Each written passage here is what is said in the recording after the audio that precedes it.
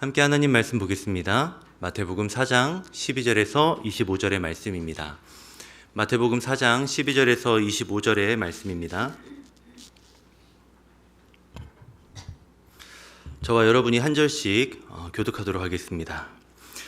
예수께서 요한이 잡혔음을 들으시고 갈릴리로 물러가셨다가 나사렛을 떠나 스불론과 납달리 지경 해변에 있는 가버나움에 가서 사시니 이는 선지자 이사야를 통하여 하신 말씀을 이루려 하심이라. 일러스되 스불론 땅과 납달리 땅과 요단강 저편 해변길과 이방의 갈릴리여, 흑암에 앉은 백성이 큰 빛을 보았고 사망의 땅과 그늘에 앉은 자들에게 빛이 비추었도다 하였느니라.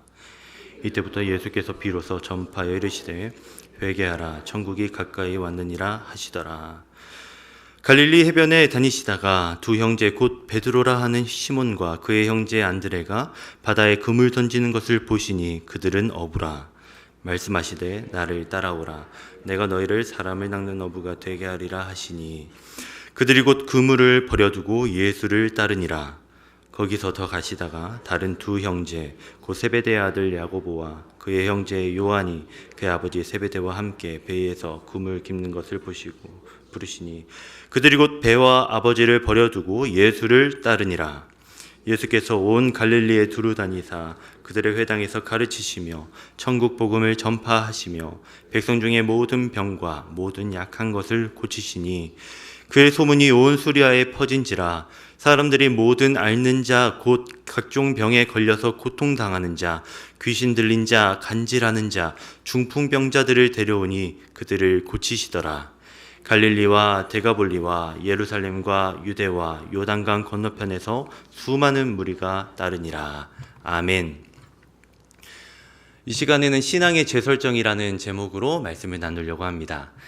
직전의 본문이었던 1에서 11절은 광야에서 금식하시며 사단에게 시험을 받으셨다 이기시는 예수님을 우리에게 보여줍니다. 그리고 오늘 첫 사역을 시작하시며 우리에게 말씀하시죠. 회개하라, 천국이 가까이 왔느니라. 성자 예수님께서 육신을 입고 이 땅에 오셔서 십자가와 부활로 죽음을 이기셨습니다. 그렇게 이 땅에 하나님 나라와 그분의 통치가 임하였습니다. 그리고 이미 시작한 이 하나님 나라를 완성하시기 위해 예수님께서 다시 우리에게 오실 것입니다. 그리고 다시 오실 예수님께서 이 말씀을 우리에게 또 남기셨습니다. 다시 오실 예수님께서 완성하실 하나님 나라, 그 나라가 우리에게 가까이 왔습니다. 그 나라를 위해, 그 나라를 준비하게 하시며 오늘 저와 여러분을 말씀으로 부르십니다. 따라서 오늘 이 시간은 우리의 신앙을 새롭게 재설정하는 시간이 되었으면 합니다. 컴퓨터나 스마트폰을 사용하다 보면 나의 필요와 목적에 맞게 프로그램을 재설정해야 할 때가 있지 않습니까? 오늘 이 말씀으로 가까워진 하나님 나라를 준비하는 우리의 신앙을, 우리의 마음가짐을 업데이트했으면 합니다. 그런 의미에서 이 시간에는 우리의 신앙의 방향과 우선순위 그리고 방식을 재설정하는 시간이 되었으면 합니다. 말씀을 통해 우리는 먼저 우리의 신앙의 방향을 재설정해 보려 합니다. 첫째로 방향 재설정, 어둠으로입니다. 어둠으로 우리의 방향을 재설정해야 합니다. 조금 뜬금없고 이상하게 들리실 수 있는데요. 더 풀어서 설명하자면 이렇습니다. 복음의 빛을 가지고 어둠으로. 예수님께서는 사역을 시작하시며 어둠의 땅 갈릴리 지역으로 가셨습니다. 빛 대신 예수님께서 어둠으로 가셨습니다. 우리도 그렇습니다. 빛이 되어 찾아오신 예수님의 빛을 품고 우리도 예수님처럼 어둠으로 나아가야 합니다. 어둠을 배척하며 어둠으로부터 떠나는 것이 아니라 빛을 품고 되려 어둠으로 들어가야 합니다. 부디 우리 모두 어둠 가운데 예수님처럼 빛을 품고 복음의 빛을 비추는 성도님들 되시기를 진심으로 바랍니다. 이제 말씀을 보겠습니다. 본문의 앞부분이라 할 수 있는 12절에서 16절의 말씀은 사역을 시작하시는 예수님께서 갈릴리 호수 가버나움으로 가시는 그 장면이 나옵니다. 첫 사역지를 고향인 나사렛이나 아니면 대도시였던 남쪽 예루살렘이 아니라 가버나움으로 갈릴리 지역으로 예수님은 가셨습니다. 왜 갈릴리로 예수님의 사역 방향을 설정하셨을까요? 오늘 말씀 14절에서 16절의 말씀이 그 이유를 우리에게 설명합니다. 제가 한번 읽어보겠습니다. 이는 선지자 이사야를 통하여 하신 말씀을 이루려 하심이라. 일러스되 스불론 땅과 납달리 땅과 요단강 저편 해변길과 이방의 갈릴리여, 흑암에 앉은 백성이 큰 빛을 보았고 사망의 땅과 그늘에 앉은 자들에게 빛이 비치었도다 하였느니라. 여기서 예수님이 갈릴리로 가신 이유 두 가지를 생각해 볼 수 있겠습니다. 먼저는 구약의 예언을 성취하기 위해서입니다. 사람들은 본문이 인용한 이사야 9장의 말씀을 성취하시는 메시아가 바로 예수님이라는 걸 연상하였을 겁니다. 예수님께서 갈릴리로 가신 두 번째 이유, 그곳이 바로 흑암과 사망의 땅이기 때문입니다. 15절을 보면 갈릴리에 대한 수식어가 붙어 있는데요. 바로 이방의 갈릴리입니다. 이사야 선지자에게 갈릴리는 이방의 갈릴리였습니다. 역사적으로 북이스라엘에 속해 있던 갈릴리 북부 지역은 아수르에 의해 멸망한 이후부터 이방인이 유입이 발생되었습니다. 그러면서 주전 8세기 이후부터는 이방인이 유대인보다 더 많았다라고 말을 하죠. 이방의 민족이 그들과 함께 유입되며 하나님의 말씀을 지켜나가는 이들과 사회는 약화되었을 겁니다. 뿐만 아니라 이방인들의 압제로부터 해방을 갈망하였을 테지요. 16절은 그런 갈릴리 지방의 사람들을 향하여서 흑암에 앉은 백성들, 그리고 사망의 땅과 그늘에 앉은 자들이라고 말씀하십니다. 그런 이방의 갈릴리에 살던 흑암의 백성들을 향해서 빛이 비추어졌습니다. 바로 빛 대신 예수님께서 그들에게 찾아가신 겁니다. 그것도 가장 먼저 사역을 시작하시며 그들부터 찾아가셨습니다. 예수님의 사역이 바로 어둠 가운데 빛을 비추는 사역이라는 걸 나타내기 위해서입니다. 그렇게 예수님을 믿고 그분의 제자라 고백하는 우리도 어둠 가운데 예수님의 빛을 비추는 자로서 부름을 받았습니다. 성도 여러분, 여기서 우리가 잊어서는 안 될 것이 있습니다. 바로 우리도 어둠 속에 살고 있었던 걸 말입니다. 잠시 후에 보겠지만 예수님께서 제자들을 부르신 곳이 어디였는지를 우리가 보아야 합니다. 바로 벳세다였죠. 벳세다는 본문 속 네 제자들의 고향입니다. 그곳은 가버나움에서 동쪽으로 조금만 더 가면 도달하는 갈릴리의 또 다른 해변 마을이었습니다. 그 갈릴리에서 살던 흑암에 앉은 백성들 중 하나가 바로 예수님의 제자들이었습니다. 저와 여러분도 그렇습니다. 제자로 부름받기 전에 우리도 갈릴리 가버나움에 살았습니다. 예수님을 만나기 전까지 우리의 마음은, 우리의 삶은 늘 어둠이었습니다. 외로움과 양심의 찔림, 불확신과 염려, 허영과 욕망으로 가득 찼습니다. 그런 어둠 속에 살던 나에게 빛 대신 예수님이 찾아오셨습니다. 그 예수님을 통해 내 몸과 마음에 묻은 죄를 보았고 더러워할 수 있었습니다. 우리 삶의 빛으로 오신 예수님을 통해 옳은 길을 보았고 그 길로 갈 수 있게 되었습니다. 나아가 예수님의 빛이 우리에게 와서 우리도 빛나게 되었습니다. 이제 우리도 예수님처럼 어두운 곳에 빛을 비추는 자가 되어야 합니다. 우리가 가야 할 어둠의 땅은 어디인가요? 이 세상 곳곳에 어둠이 가득합니다. 기술이 발달하고 세상이 화려해 보이지만 그 이면에는 깊은 어둠이 있습니다. 가정은 깨지고 사회는 분열되고 성경의 가치가 수많은 영역 속에서 무너져 가고 있습니다. 화려해 보이는 SNS와 미디어 이면에는 우울과 공허함, 불안과 분노, 음란과 반복되는 죄로 어둠이 만연합니다. 뿐만 아니라 사람들의 마음 가운데에도 깊은 어둠이 있죠. 누구에게도 설명할 수 없는 저마다의 마음속 아픔과 트라우마로 남녀노소 가릴 것 없이 깊은 마음 어둠 속에서 길을 헤매고 있습니다. 그 어둠으로 우리가 달려가 예수님의 빛을 비추어야 합니다. 어둠이었던 내 삶에 찾아오신 예수님처럼 내 안에 예수님의 복음의 등불을 밝히 키워서 어둠을 밝게 비추어야 합니다.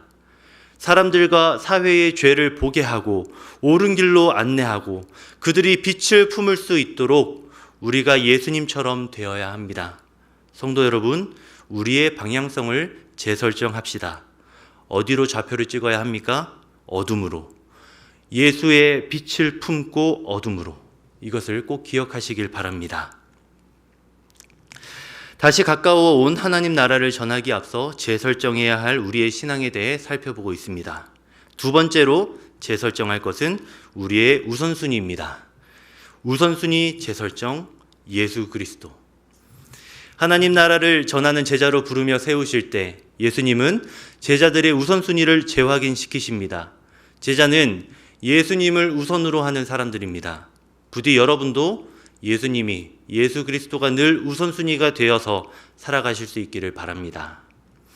다시 말씀을 보겠습니다. 오늘 말씀의 중반부인 18절에서 22절은 우리가 참 잘 아는 말씀입니다. 갈릴리에 머무시며 복음 전파 사역을 시작하시려는 예수님이 제자들을 부르시는 장면이죠. 예수님께서는 가버나움 동쪽에 위치한 요한복음에서 벳세다로 소개되는 제자들의 고향으로 가십니다. 그곳에서 그물을 던져 물고기를 잡던 이들을 불러 제자로 삼으시죠.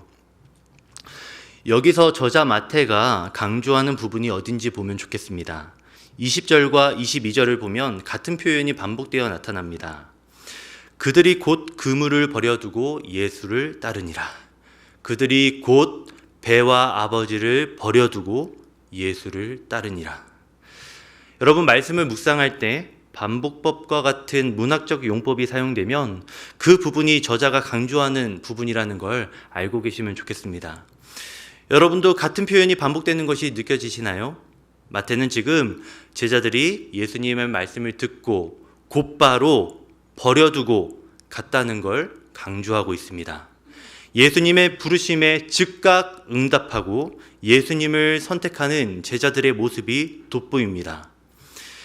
베드로는 예수님의 말씀에 자신의 배를 버려두고 따랐습니다. 다른 형제들도 배와 아버지를 버려두고 예수님을 따랐습니다.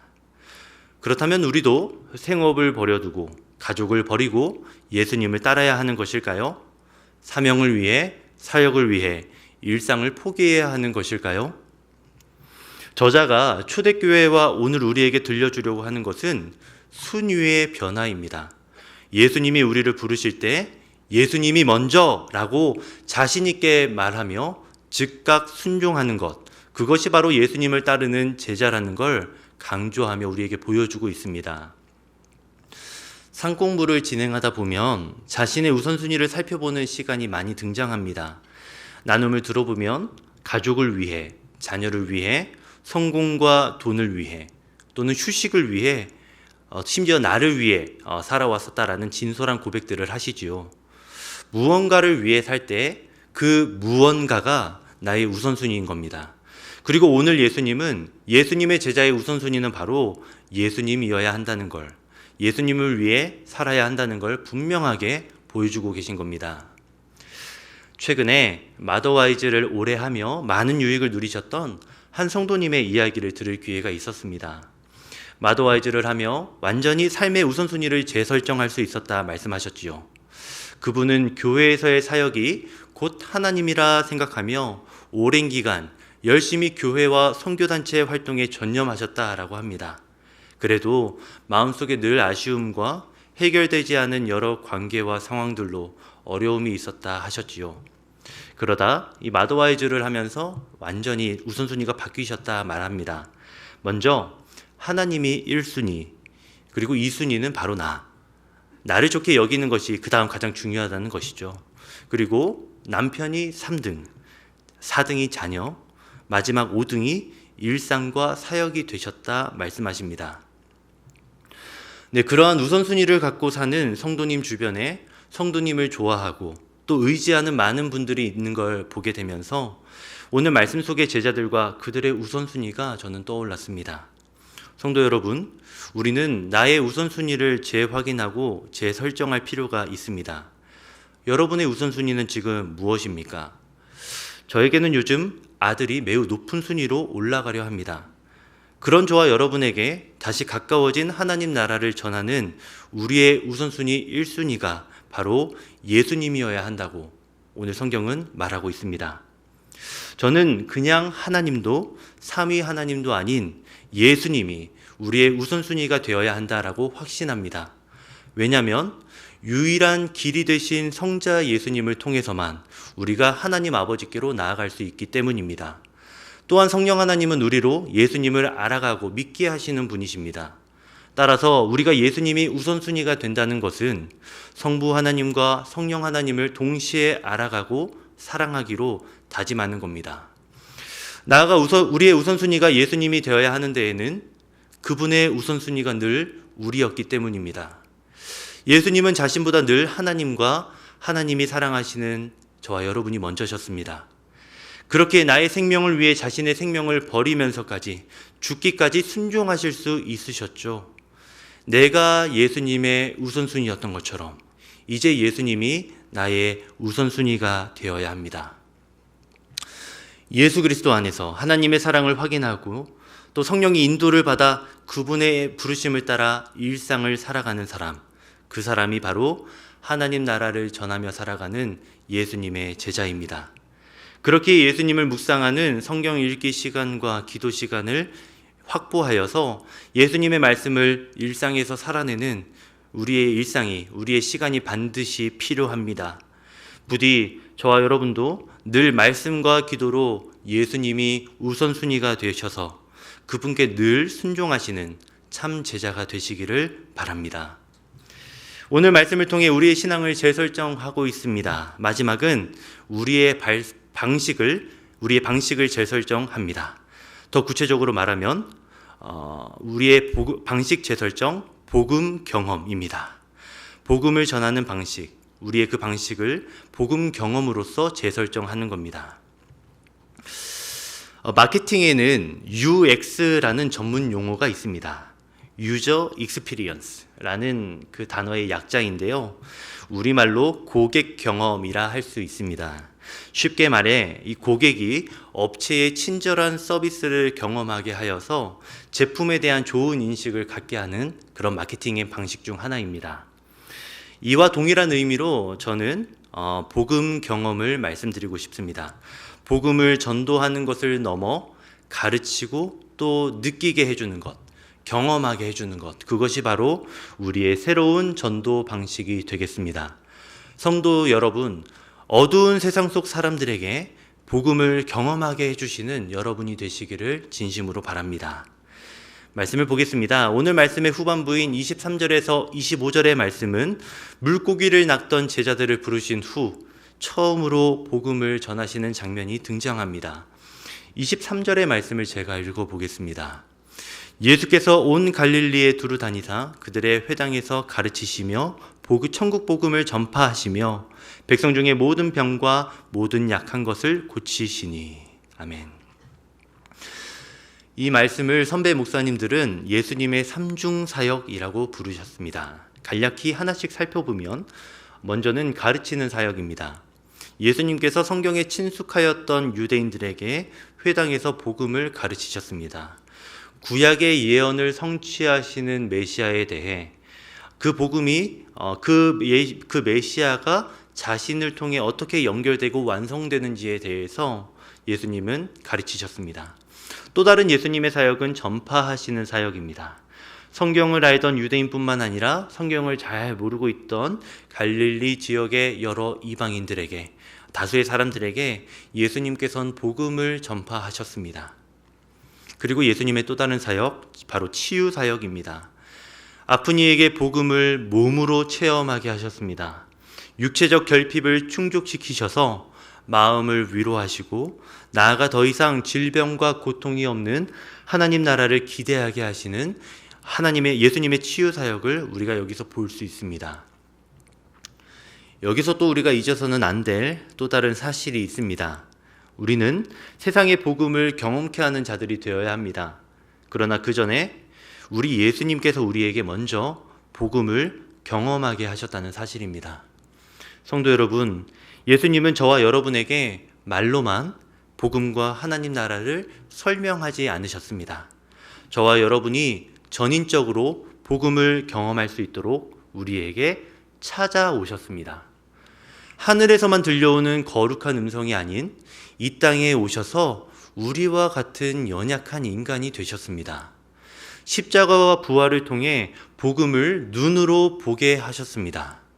그리고 부활하신 예수님께서 지금도 우리 안에 계셔서 우리를 가르치시고 우리의 다친 몸과 마음을 치유하고 계십니다. 예수 그리스도께서 우리로 먼저 복음을 경험하게 하셨습니다. 그리고 이제 이 사역을 우리에게 맡기신 겁니다. 우리가 복음을 경험하였듯 예수님의 제자들인 우리가 예수님의 이 사역과 복음을 세상에게 경험시키도록 하는 겁니다. 어떻게 할 수 있습니까? 세 가지 사역을 우리의 상황에 맞게 적용하는 것이죠. 먼저 가르치는 사역입니다. 이미 공동체 안에 있으면서 성경을 배워가고 있는 주일학교의 다음 세대들과 목장의 VIP들에게 복음을 가르칠 수 있는 지식과 능력을 갖추는 겁니다. 삶 공부에 VIP를 지원하게 하고 나아가 다음 세대들에게 가정과 주일학교에서 예수님의 복음을 가르치는 교사로서 헌신하는 겁니다. 저와 같은 교육자뿐만 아니라 예수님의 제자인 여러분에게도 동일하게 가르치는 사역의 부르심을 받았음을 여러분 꼭 기억하시길 바랍니다. 또 다른 사역은 전파하는 사역이었죠. 아직 공동체에 속하지 못한 사람들에게 복음을 전파하는 겁니다. 일상에서, 직장과 가정에서 복음을 자신 있게 말하는 겁니다. 삶으로 복음의 가치를 보여주는 겁니다. 나아가 그들이 전파되는 복음을 들을 수 있는 우리가 지금 준비하고 있는 샘물 행복 축제로 초청하는 것도 우리가 할 수 있는 복음 전파 사역 중 하나가 되겠습니다. 마지막 사역, 치유 사역입니다. 우리 주변의 약자들을 도와주고 살리는 성도가 되어야 합니다. 그들의 육체적, 정신적 어려움을 해결하기 위해 나의 힘과 시간, 나의 재정을 드리는 우리의 그 모습을 통해서 그들로 하나님 나라를 체험시키는 겁니다. 성도 여러분, 우리는 복음 전도를 넘어 복음을 경험하게 하는 제자들이 되어야 합니다. 그들의 마음에, 삶에 복음이 남을 수 있도록 친절하게 그들에게 복음을 심겨주는 겁니다. 단순히 복음을 말하는 걸 넘어 복음을 구체적으로 가르쳐주고 우리의 삶으로 복음을 전파하고 나아가 우리가 약자를 회복시킴으로써 복음을 경험하게 하는 겁니다. 이제 말씀을 정리합니다. 신앙의 재설정이라는 주제로 말씀을 살펴보았습니다. 첫째는 방향의 재설정이었습니다. 빛으로 가던 우리의 첫 신앙을 이제는 빛을 품고 어둠으로 향해 가는 성숙한 신앙의 방향으로 재설정합니다. 둘째로 우선순위의 재설정입니다. 사역이 아닌 예수님 그분 자체가 우리의 우선순위가 되셔야 합니다. 그리고 마지막으로 방식을 재설정합니다. 복음을 단순히 말로 전하는 것을 넘어 공동체 안에서 가르치고 공동체 밖에서 나타내며 약자를 회복시킴으로써 복음을 경험하게 해야 한다는 걸 우리가 배웠습니다. 그리고 이런 모든 방식의 시작은 우리에게 예수님이 찾아오실 때 시작됩니다. 빛 대신 예수님께서 어두운 세상에 찾아와 일하시기 시작하실 때 우리가 제자로서 살아갈 수 있게 됩니다. 그러니 우리의 신앙의 재설정을 위해 우리가 예수 그리스도 안에 거하며 살아야 합니다. 성도 여러분, 빛 대신 예수님과 함께 사십시오. 여러분이 그분 안에 거하시고 그분이 여러분 안에 거하시도록 여러분 살아가십시오. 그때 우리가 신앙의 재설정을 하여서 우리가 예수님의 제자로서 반드시 살아가실 수 있게 될 것입니다. 함께 이 시간 찬양하겠습니다. 이 시간 찬양하실 때에 예수 우리들의 밝은 빛이라는 찬양입니다. 함께 부르시며 오늘 말씀 기억하며 기도회로 나아가겠습니다.